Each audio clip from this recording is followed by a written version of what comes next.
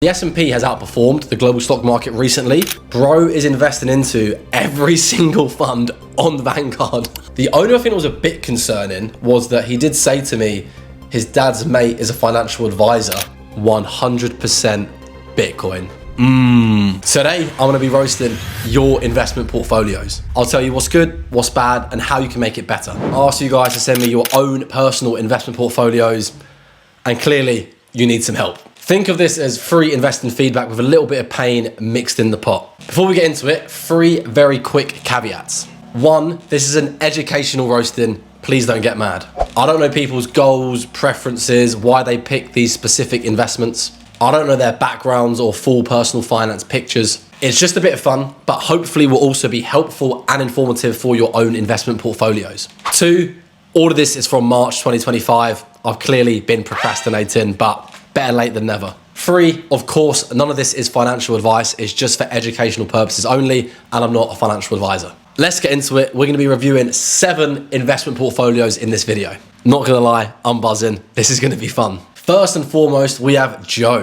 This is Joe's investment portfolio. So you can see he's got 38% in the S&P 500, 37% in the FTSE All World, 15% in another S&P 500 fund, and then 8% in an individual stock, JP Morgan. Stock, JP Morgan. First thing, he's clearly doubling up on S&P 500 ETFs, which means 53% of his portfolio is in the S&P 500. Now, the Vanguard and iShares version both have the exact same fee, 0.07%, but he of course can simplify his investments by just using one S&P 500 fund. On that point, the S&P 500 is also in the FTSE All World, which is another Vanguard fund, VWRP. VWRP is like 65%, maybe more US stocks. So he's actually very heavily weighted towards US stocks, particularly the S&P 500. Now, the S&P has outperformed the global stock market recently. So there's nothing wrong with setting up like this. Just make sure it's a conscious decision and you're not just using S&P 500 funds for the sake of it.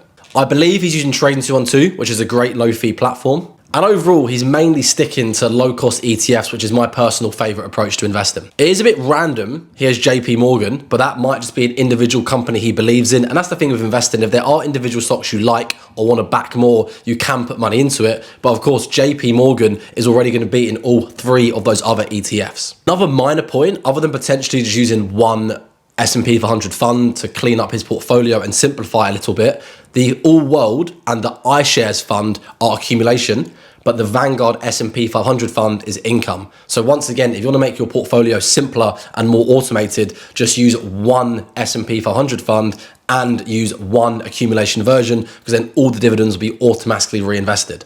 Saying that, some people do like the distribution version because you can see the dividends hit your portfolio. That can motivate you. You can see the amount building up over time. Personally, I prefer the accumulation version because it's more autopilot, it's more hands-off. So I would say go down that route. You'll then have 2 funds, one US, one global, both accumulation, and one individual stock, because I assume you believe in that company and its growth for the long term. Overall, Joe, this is looking pretty good, mate. I'm a fan of this. Number 2, we have Bash the Bookies. And this is where it starts to get a little bit mental. Look at the sheer number of funds in this portfolio. Bro is investing into every single fund on Vanguard. He's got 15 different funds. Just pick one, mate. It's fine. But seriously, this could be a bit of over-diversification / diversification. So let's give some more constructive criticism. Okay, so before I give my suggestions, I've gone through the portfolio, put it into a Google sheet, and you can see on the screen, I've tried to break it down into different buckets that are color-coded. At a high level, we have 14 different index funds and ETFs. There are 10 that are accumulation and 4 that are distributing. Or another way to look at it, there are 12 that are in his stocks and shares ISA and 10 that are in his SIP. And I've tried to work out, is there certain types of funds in the ISA and other types of funds in the SIP, but it doesn't appear to be that way.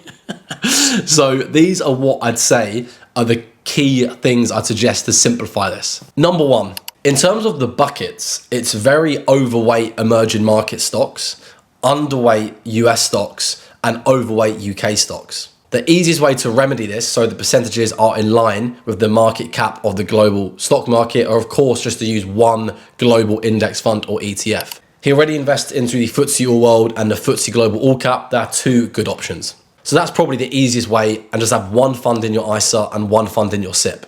Although I'm going to be biased because that's what I do myself. Secondly, there are some funds here where he has the income and the accumulation version. For example, the S&P 500, the FTSE All World, the FTSE 250. So just by using one version, whichever version you prefer, that can already cut away 3 funds to get your portfolio down to 11 funds rather than 14. The bottom 4 funds on this list as well only make up 1.78% of the total portfolio. So once again, these are such small parts of the portfolio, they could all just be cut to get rid of 4 funds to once again simplify the approach.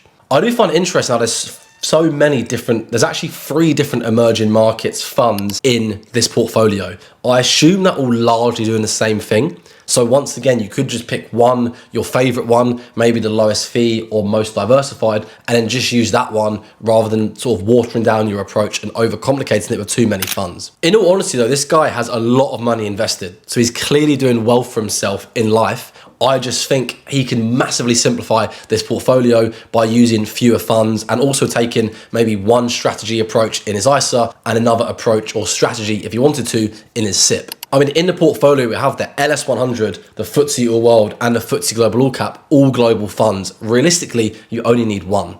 I find that one problem is when you have too many funds, you find yourself comparing the percentage returns too often, and then you tend to chop and change or pick the one that's doing the best that month or that year. Whereas in reality, you want to sort of sort out your investing strategy first. What approach do you want? 100% global, 50% global, 50% US. Sort out that allocation. Do you want some bonds? And then set funds that meet that goal, that criteria, and then stick to that for the long term. That avoids the risk of chopping and changing. The only thing that was a bit concerning was that he did say to me, his dad's mate is a financial advisor and he set me up, which is a little bit concerning. Yeah. But he also says he's got 100K plus invested into crypto. So this guy's clearly doing well for himself. He's got much more invested than me, so I'm sure he knows what he's doing. But yeah, that's some constructive criticism, mate. Hope that was helpful. Now on to person number 3. I actually shouldn't have shut my laptop. I have my notes that I need to look at. Thirdly, we have Mark Liverpool. I wonder where he's from. And he says, haven't got one. Mark, mate, the hardest but the most important step is literally to get started, even with just a tenner, 100 quid, just get that first pound invested. It's cliche, but it is just the truth. Like with anything, going to the gym, eating healthier, reading a book, journaling, just start. I'll flash it up on screen, but I recently uploaded an Instagram post showing how even with £100, £300, that can turn into a massive sum over the long term because of compound interest. If you want more specific help, I've got a free guide I'll link down below. I've of course got Stop Waiting, Start Investing, which is nearly at its 1-year anniversary. Mental to say that. And I run 4-week investing workshops across the year. I'll link the waitlist down below if you want to get involved in the next one in the new year, where we cover everything you need to know about investing. But just get started. You can always change what platform you're using, change what fund you're invested into. So stop waiting and start investing. Final plug, I promise. Number 4, we have Drew, who has 50% in the S&P 500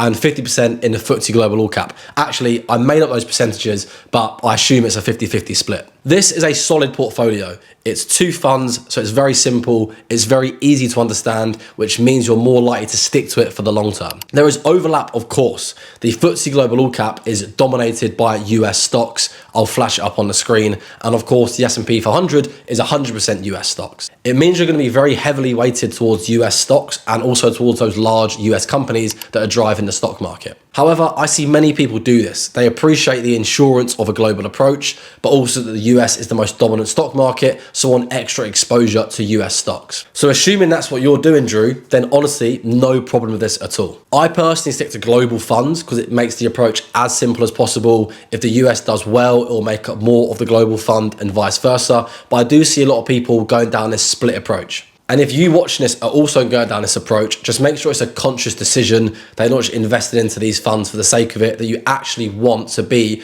a bit overweight US stocks, which is why you have a US fund and a global fund. Because realistically, if you're a 50-50 split between those two funds, you're probably going to be about 80-85% US stocks. You're going to be very heavily weighted towards the US, which if it continues performing well, you'll do well. But of course, if it doesn't, then you won't do as well. And because the best country is constantly changing each decade, that's why I personally take just a solo global approach. One global fund, that's all I do. But I do see this approach from a lot of subscribers and followers, and there's nothing wrong with it. Just set those percentages, automate your investments, and hold for the long term. Next, we have Dickens, who says 100% Bitcoin. Risky.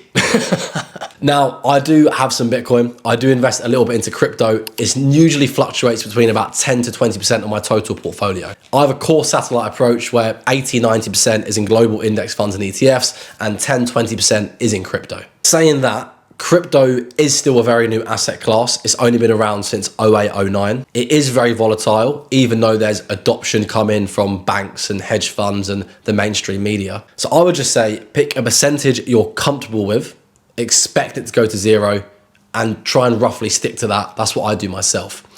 100% is obviously very risky in my opinion. I personally find when it comes to Bitcoin and crypto in general, people are either 100% everything's on it, or 0% hate it, think it's a scam.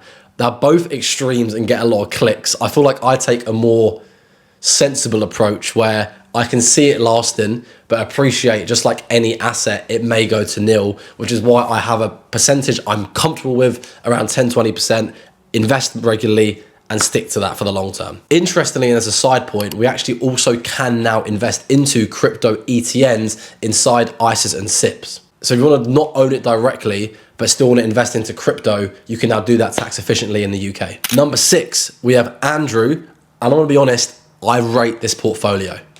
Or should I say portfolios? So let's run through it. In Andrew's SIP, he has one fund, a low-fee global fund, ACWI, which is a 0.12% low-cost global ETF. In his LISA, which I assume is a stocks and shares lifetime ISA, obviously, he's got the FTSE Global All Cap. That I assume must be of Hargreaves Lansdown or AJ Bell. Once again, a very low-cost global fund, 0.23%. It's slightly higher fee than ACWI, but it's also more diversified, as it's got around 7,000 stocks in it. So SIP, one global fund, LISA, one global fund. He's then got his stocks and shares ISA, where there's 3 funds in total. One is VWRL, the FTSE All World, another low-cost global fund. The fee recently reduced to 0.19%. It's got about 3,500 stocks, and that's the income version. Secondly, EQQQ, the NASDAQ 100. I'll flash it up on screen. Got a slightly higher ongoing fee, but invests into the 100 largest tech stocks, essentially, in the US. Performed very well in recent times because of the dominance of the US and tech. And then thirdly, VHYL, another low-cost Vanguard fund, specifically investing into high dividend stocks, and once again, another low fee. And he's split a third between each. Not to mention, he's got his DB pension as well, so overall, Andrew is smashing it.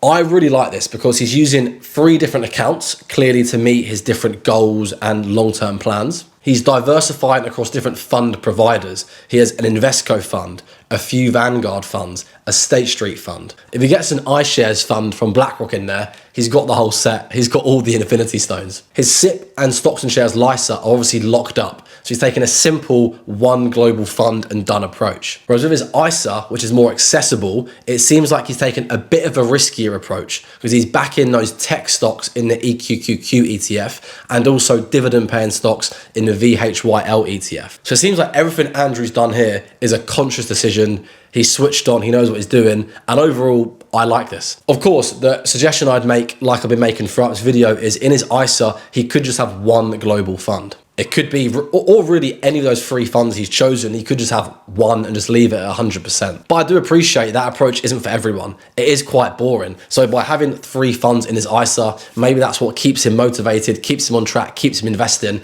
and that is a massive underrated aspect of investing. So overall, big fan of this, Andrew. All great funds. Thank you for sending in your response for your portfolio. Let's get on to the final one. Best till last, maybe we've got Danny Boy, who has got these funds on screen. He's got 65% in global funds. And what I also like about going through these different portfolios, you can see people use different funds. We've had the FTSE Global All Cap. We've had the FTSE All World from Vanguard. Now I've got the FTSE All World from Invesco. We got the State Street Global ETF. So there's so many good global options. The fees are constantly coming down, and it's really interesting to see what other people invest into. Anyway, that was a tangent. Dan has got 65% in the Invesco FTSE All World, which is a lower fee than Vanguard's one. That's 0.15%, whereas Vanguard's version is 0.19%, although the Invesco version has been around for a less amount of time and it's got less stocks in the fund. He's then got 15% in the S&P 500. As we've covered, the S&P is already included in the FTSE All World. So the question here, thinking about removing the S&P 500, if you want to make your investment approach simple, you can remove it. And if you don't want to be overweight US stocks, then in my opinion, it does make sense to remove it and just have more in the low-cost global ETF. He's then, interestingly, got 20% in gold. Now, I don't know what way he invests into gold. I actually recently uploaded a video how to invest in gold. There's 5 different ways. I assume he's going to be using a low-cost gold ETC, maybe SGLN from iShares, which is only 0.12%. If you want to know how to invest in gold, I can link that video down below as well. There's 5 ways, and I actually think ETCs are the best way to go about it. And Dan sent us in back in March. Gold has had an absolute killer of a year, so I bet that position has ballooned and he's done very well from that gold allocation. So overall, he's got 80% in stocks, weighted towards global stocks, and 20% in gold. I personally don't invest into gold, and I'm not the biggest fan of gold, even though it's done well this year. But if you want an allocation to gold and you want to invest into the stock market, I think Dan has gone about it in a great way. He can simplify his approach a little bit by removing the S&P 500 fund, but he's then got 80% in global stocks and 20% in gold. It's a very simple portfolio. It's hands off. He can automate his investments and just hold for the long term. So Dan, once again, a fan of this portfolio. These aren't funds or investments I make myself, but it's interesting to see how other people go about it. And hopefully these critiques or educational roasting, as I called it, are helpful for you watching as well for your own portfolio and giving you things to think about. I received a lot more responses when I posted this many months ago on my Instagram story. So I will be making a second video roasting even more portfolios. So make sure you subscribe so you don't miss it. And if you like, feel free to leave your own portfolio in the comments below, and I might include you, if you're lucky, in the next video. You might get roasted, you might get praised. It depends how your portfolio is looking. There will be some useful links in the description below, including the waitlist to my next course, my free guide, and that how to invest in gold video. So scroll down and click on any of those links if they're relevant to you. But a massive thank you for watching. And if you want to know even more about global ETFs, what I've been banging on about for a lot in this video, then click this video on the screen and you can see the best global ETFs that you could put some of your portfolio into. Thanks for watching, and I'll see you in the next video.